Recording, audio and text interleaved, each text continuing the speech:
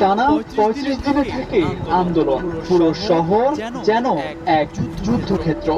তখনও দাউ দাউ করে উঠছে ধোঁয়া, আগুন জ্বলছে জায়গায় জায়গায়। সড়কের সর্বোচ্চ শক্তি দিয়ে শিক্ষার্থীদের দমাতে মরিয়া প্রশাসন।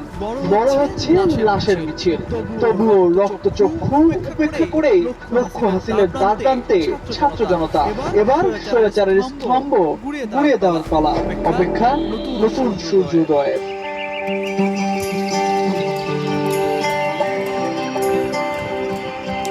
2024-এর ৫ আগস্ট সোমবার, আগের দিন রাতেই ডাকা হয় মার্চ টু ঢাকা কর্মসূচি।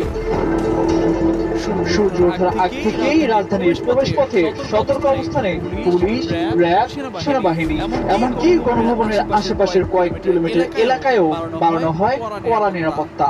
সেদিন